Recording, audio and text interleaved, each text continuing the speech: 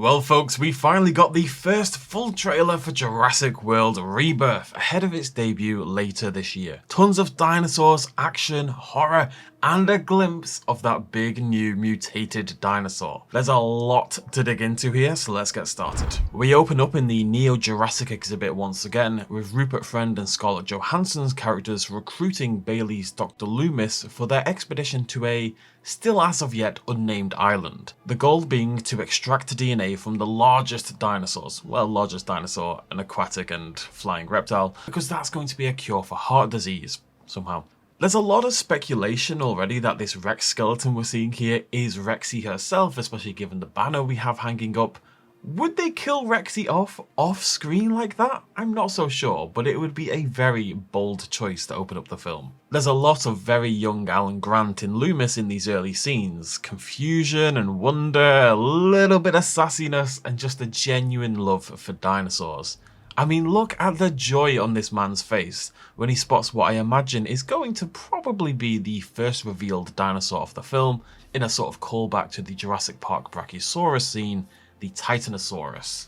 That long whip-like tail we saw the other day was indeed the very tail end of the tail of the Titanosaurus, and this is our first real proper look at the design. Thick stripes along the neck that disappear before reappearing again down along that tail, and of course the most prominent feature are those dual fins. More reminiscent of the translucent sort of fins you would see on a fish than you would see on, say, like a Spinosaurus sail. As we've heard, these dinosaurs are mutated, experimented on. They're accurate, but then they're not. So they've clearly had some fun with the design work and kind of expanding on these paleontological designs. For what it's worth, I quite like the Titanosaurus, and if anything, I'd like the fins to be even more prominent. I like my little extra details like this. But they do add a really nice burst of colour and individuality to the sauropod. Zooming back out on the same shot, we can see this gigantic environment. It's Thailand, but it's actually meant to be somewhere in South America. This is scale we haven't seen in Jurassic, it feels, for quite a long time, and the trailer to me called into mind films like Congo and Peter Jackson's King Kong more than it does recent Jurassic films. We get a brief glimpse of the Quetzalcoatlus soaring through a dark, moody, misty canyon. Now we're going to see them again shortly, with Rupert Friend saying how all of these species, the big ones needed, all exist on one island. Still no name on that island, we're not going to get one today, but it isn't Isla Sorna, and it isn't another one of the 5 deaths, as we'll see soon. Before that though, it's time to kick off the adventure, with the plane landing down in Suriname. I think this shot really emphasises the colour choices of the film a lot. There's a lot of orange and green, and the saturation has, across the board, been cranked pretty high. Likely as a direct response to the blue filter criticisms of the previous trilogy. There's also some camera trickery here with what looks like almost chromatic aberration at times. Either way, this is a bustling dock area in Suriname, a coastal country in South America, where they will assumedly be launching their operation from. In the next scene, we're introduced to Mahershala Ali's Duncan Kincaid, who's a for-hire big personality and an expert in moving people and things. It's the kind of vague mercenary job that all films like this require. In the background, we can see glimpses of the gigantic megalodon jaw that was first spotted in behind-the-scenes pics months ago. It does raise the question of how tied together are the island and the economy of this dock area. I can see it being a sort of quasi-black market with people selling small core dinosaurs, tours of the island, stuff like that. The boat heads off to the island, with Kincaid mentioning in voiceover that they'll head towards Barbados and move from there to avoid government patrols. Though there aren't many these days because nobody is dumb enough to go to the island. If we pause for a moment though to look at this map, we can see here the route from Suriname towards Barbados in this expert drawing I did. Perhaps it's the French officials to the southeast they're avoiding. But the thing is, there's no islands in the immediate area here other than the ones on the other side of Barbados, which are very close to Barbados. So I suspect the island they're heading to is actually not one registered on maps, and is likely off to the northeast in the empty sea around there. There's no logical way for them to get to the 5 deaths from this route, because the 5 deaths are on the other side of the Americas entirely, so this is not Isla Sorna, it's not Isla Nublar, and it isn't any of the others, in my opinion. Our first glimpse of the island is dappled in dusk, all towering cliffs doused in trees, but you can make out these thin trails of pipework laid across the island. The infrastructure is still very much there, but as you can see in this next shot, it's begun to rust away with time. Now this looks like a mining facility to me. Those sort of angled metal structures are often used for funneling dirt away from mining facilities. Were they perhaps to hollow out underground laboratories, as we may see very soon? There's a nice bit of canonical consistency here, as the high voltage sign matches the ones from Jurassic Park in design. You know, InGen wouldn't have got rid of the design when they moved to Isla Sorna and Isla Nublar, so they should look the same. It's just a nice little piece of detail they've noticed. We get a brief introduction to some other mercenaries coming along. You need red shirts in films like this, otherwise, well, who's going to get eaten by dinosaurs?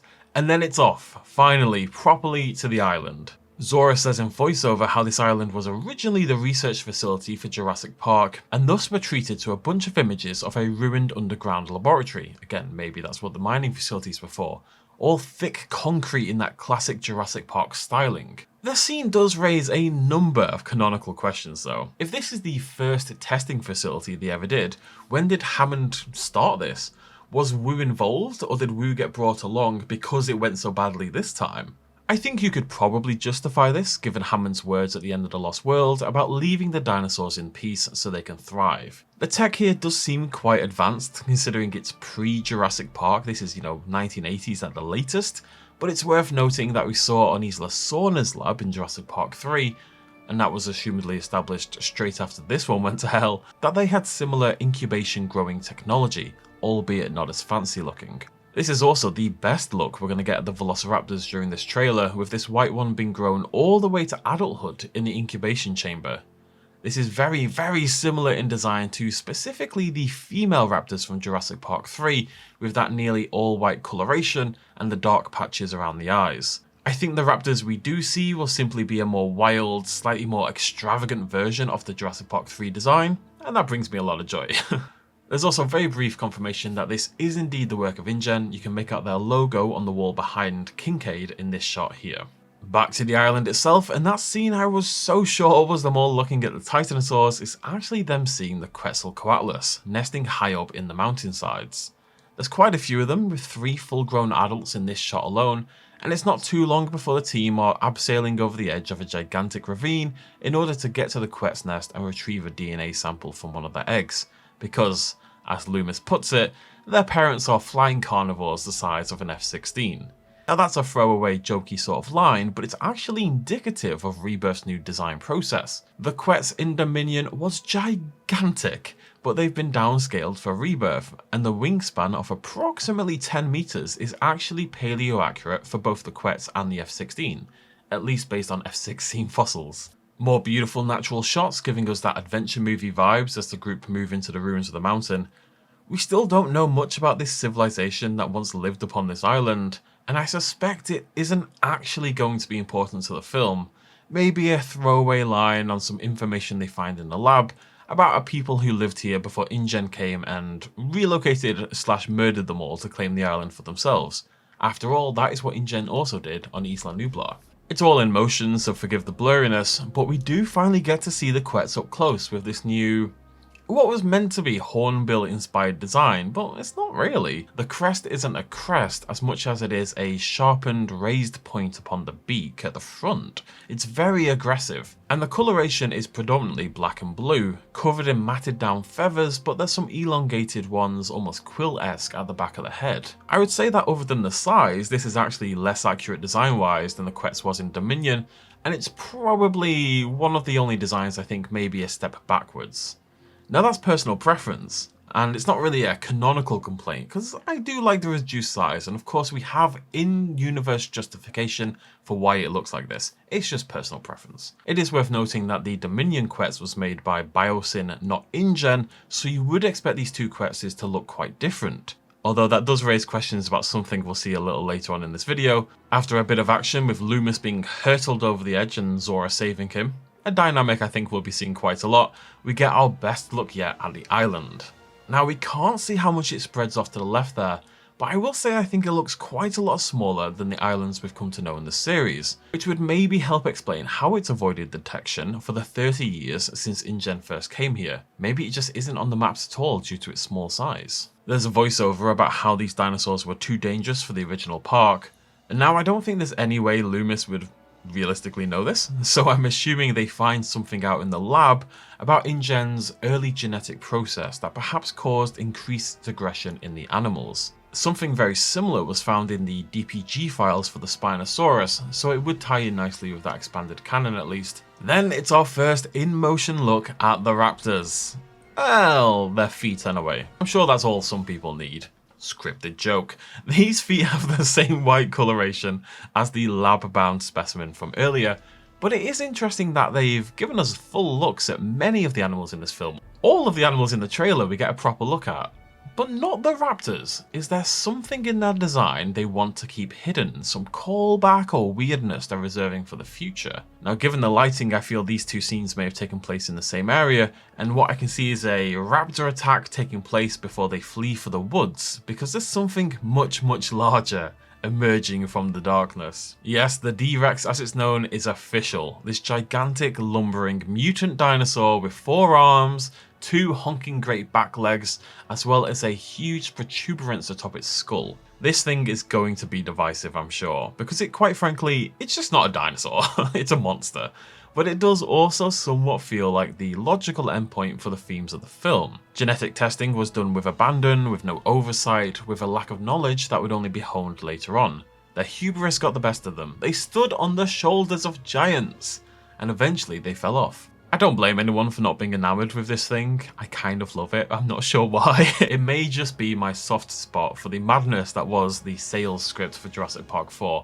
I'd really like to hear your thoughts on this thing. We get a brief shot of the new vehicle designs as they crash through a barrier, perhaps in escape of that aforementioned D-Rex as it's known. Now, we've seen these vehicles before behind the scenes, but given the tan and black and that orangey red colour scheme, they do seem to be a InGen design rather than something brought along by the gang. A more rough and tumble vehicle than the Ranger vehicles they would later use on Nublar.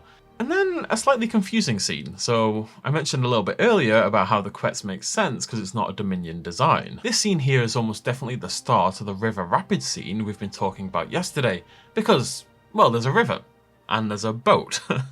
But the Dilophosaurus is also here, returning to the franchise. And in the novel, there's actually a pack of Dilophosaurus alongside the river. Admittedly, the full 20-foot long Dilophosaurus, but Dilophosaurus all the same. My confusion, however, comes from the design. This is almost identical to the Dominion design of the Dilophosaurus, rather than the previously established Jurassic Park design. The Dominion design was of course made by Biosyn, not InGen, so it doesn't make much sense for me for it to be present here on the island. I'm hoping there's an in-universe justification and it isn't just a case of, well, we had the CGI model of this Dilophosaurus ready to go, let's use it. You could handwave this away a little bit by suggesting InGen actually designed this, and then, you know, Biosyn stole it. I think that's probably the direction the canon will go in, but I'd have much rather seen the classic Jurassic Park Dilophosaurus design here. The Rex is introduced next, and what I suspect is happening here is that our character is sneaking past the sleeping Rex. She's spotted by the Dilo, who in turn hisses at her, and then that noise wakes up the Rex, causing our character to grab the boat and head into the river, wherein the Rex will pursue her as in the novel scene. We did talk about the Rex yesterday, but I'm still a big fan of the design here. They've been thickened back up from that skinny Jurassic World version. The greenish blue and orange coloration is beautiful, and it's a cool nod to the Rebirth logo itself. And I particularly love the large dark patches around the eyes, which are a design choice much more similar to the original Jurassic Park T-Rex. Clearly things go very well in the river as they end up in the water with the Rex snapping at them first from the side, still at the bank, and then from within the river itself. The Dilo has probably done a bit of a runner by now. We then get our very best look yet at the D-Rex, i.e. the Jurassic Park Rancor, though I think it's smaller here than it is in the shots from earlier. That might make sense because this could be a flashback, showing the early 90s or maybe the mid 80s, when InGen, and you can see their logo in the lower left here, first created the beast. The tech again feels maybe a little bit too advanced for me compared to the original Jurassic Park, but it is what it is. It's a dramatic shot if nothing else. If I had to guess, when the gang is exploring the abandoned lab we saw earlier, they'll find a video log or camera or something that triggers this flashback scene showing the creation of the D-Rex. I guess it could also be a contained lab that stood the test of time. It's completely contained, it doesn't rust, it's not exposed to the elements. And these characters we're seeing here could be some of the mercenaries sent to the island, who then inadvertently released the creature, but I'd probably bet on a flashback. Our final scene is the one that sort of broke the internet yesterday, as a trio of Spinosauruses circle the ship with a mosasaur in tow, and it turns out they are indeed pack hunting. As a 4, Loomis here mentions how the Spinosaurs are helping the mosasaur to defend territory, stalk, and hunt.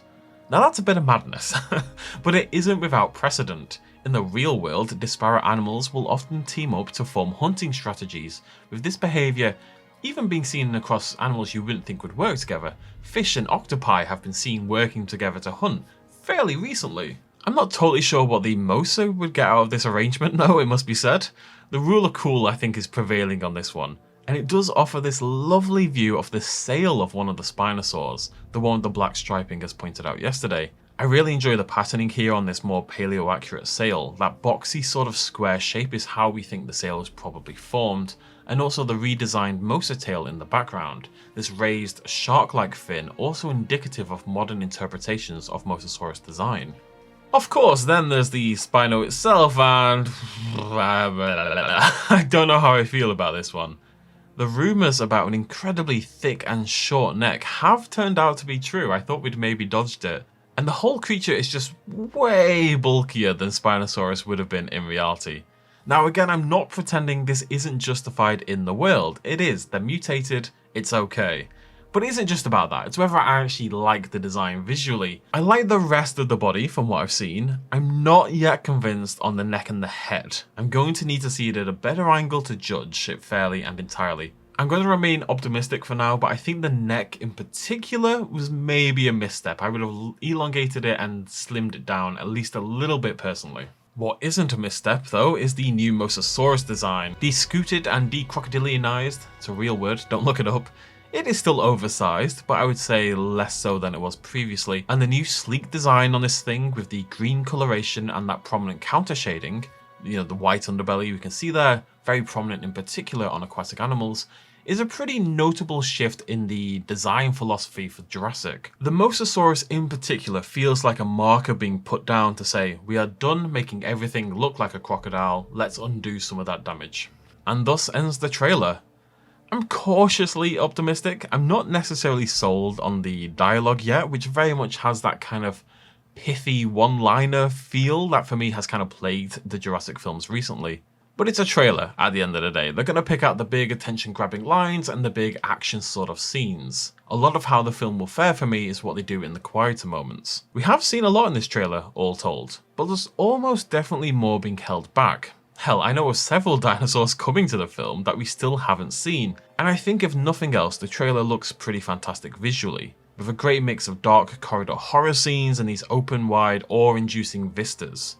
What do you think of the first official Jurassic World Rebirth trailer? Sound off in the comment section down below, throw me a like if you enjoyed the video, and subscribe for all the latest on Jurassic World Rebirth, Jurassic in general, and just dinosaurs really. And I will see you lovely folks very soon. Thank you so much for joining me. Cheers much as always. Bye bye.